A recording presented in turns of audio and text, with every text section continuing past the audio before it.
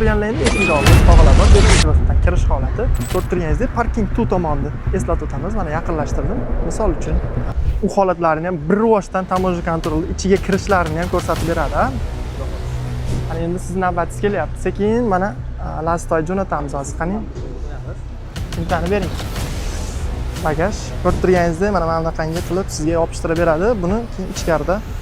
Endi sizga hozir to'liq qilib 2 kishi ketadigan bo'lsa, sizga 900 rubldan tushib ketadi. Hammaga salom, hammaga yaxshi kayfiyat do'stlar. Aviakasi Vodiygi motor YouTube kanalida ko'rishib turganimizdan xursandmiz. Sizlarni qadrlangan holatda yana Domodedovo aeroportiga keldik.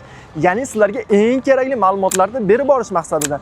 Ya'ni hujjat sakkolarimiz uchun qanaqangi holatda kirish kodlari bor va qachonki siz misol qanaqangi holatda agar qo'lga tushib qolsangiz 5000 rubl bilan ishingizni bitkazib ketsangiz bo'ladi degan savollarga va bugungi reyslar O'zbekiston havo yo'llari va undan tashqari qanot shaxti reyslarini birgalikda ko'rib chiqishga harakat qilamiz. Siz esa videoni ko'rishdan oldin bitta like va birinchi bo'lib turib pastda Telegram kanalimiz silkasi bo'ladi. Kirib obuna bo'lib qo'ysangiz kunlik narxlar haqida bemalol bepulga ma'lumot olib olish imkoniyatiga ega bo'lasiz. Qadrli sizlar bilan Vodiygi motor kanalida ketdik. Do'stlar, ko'rib turganlaringdek hozir mana Domodedovo aeroportidan birinchi bo'lib turib 3-vaqt tomonidan kirib kelish holatini chiroyli qilib ko'rsatib berishga harakat qilaman. Agar siz mabodo ko'rib turganingizdek parking 2 tomonni eslatib o'tamiz. Mana yaqinlashtirdim. Misol uchun Primoy kelmoqchi bo'lsangiz, bizni reyslar qayerdan uchadi desangiz, mana bu ko'rib turgan mana shu tomondan uchadi. Biz barcha reyslar mana shu tomonga e'tibor qilib qo'ysangiz bo'ladi. Ya'ni 5-vaqt tomon. Bu esa 3-vaqt tomon. Taksi zakaz qiladigan bo'lsangiz ham 5-vaqtga zakaz qilishingiz kerak bo'ladi. Hozir endi sizlarga ichki holatlarni ham ko'rsatib berishga harakat qilamiz maksimal ravishda. Ko'rib turganingizdek, to'g'ri siz agarda avtobus orqali keladigan bo'lsangiz, mana bu tomondan o'tib bemalol piyoda sekin bizga o'xshab yurib kelsangiz bo'ladi. Qaranglar, kirib kelish holatidan bir boshdan chiroyli qilib ko'rsatib berishga harakat qilaman sizlarga maksimalni. Ko'rib turganlaringda eshikni oldida tog'lar bor, 5-vaqtdan kirish holati. Hujjat bilan muammongiz bo'lmasa sizga hech qanday muammosi yo'q. Va bu yerdan qarang, to'g'ri o'tganingizdan keyin 5x ga olaman.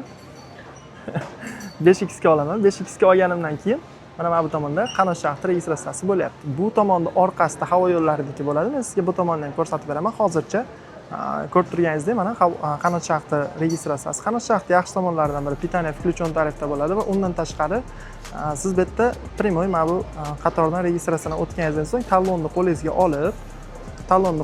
olib, xo'p, qarang. Talonni qo'lingizga olganingizdan so'ng hozir u tomonni ham ko'rsatib o'tamiz. Mana men o'zimni ukam Abdulaziz hozir u holatlarini ham bir rivojdan tamoji kontroli ichiga kirishlarini ham ko'rsatib beradi.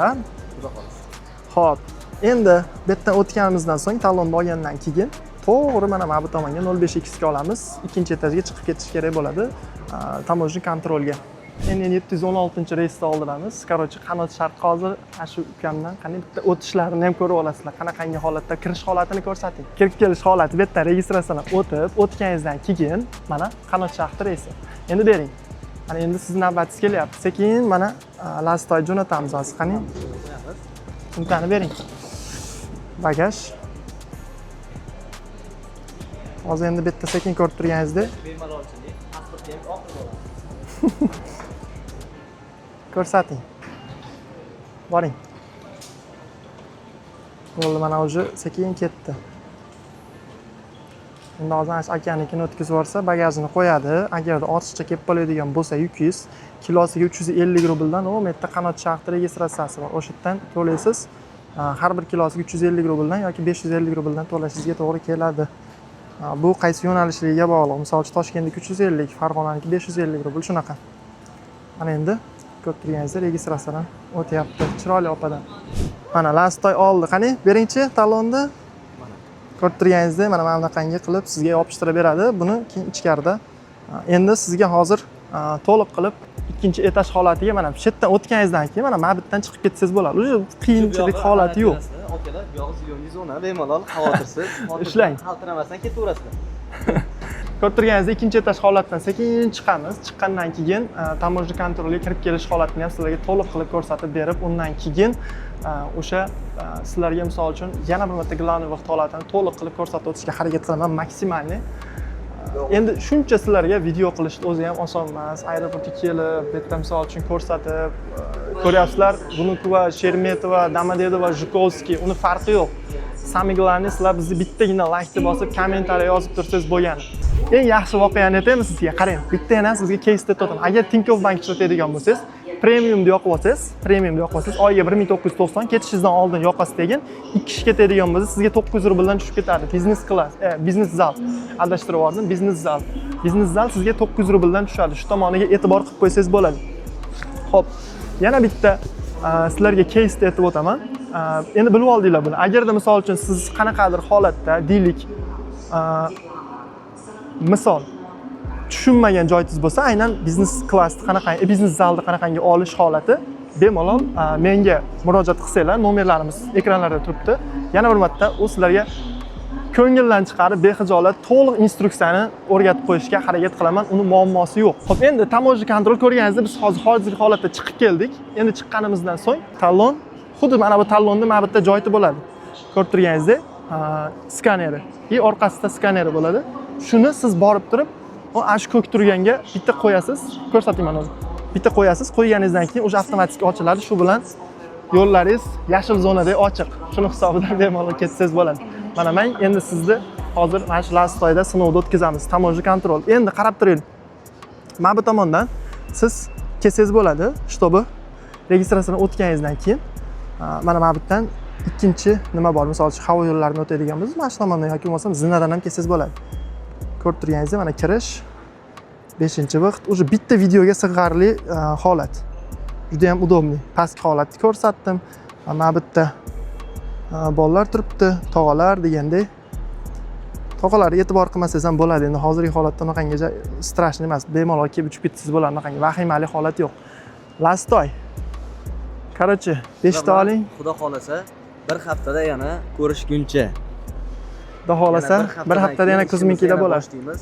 Endi ichkari holatni ham bitta video qilib tashlab qo'yasiz, shtob YouTube'ga qo'yaman odamlar uchun qanaqangi holatda misol uchun. Boring, ko'rsating, men bitta videoga olib turaman, shtobi ko'rib netmasligi uchun. Ko'rib turganingizdek, nimasi? O'jani ochdi, kirib ketdi. 5 ta oldi.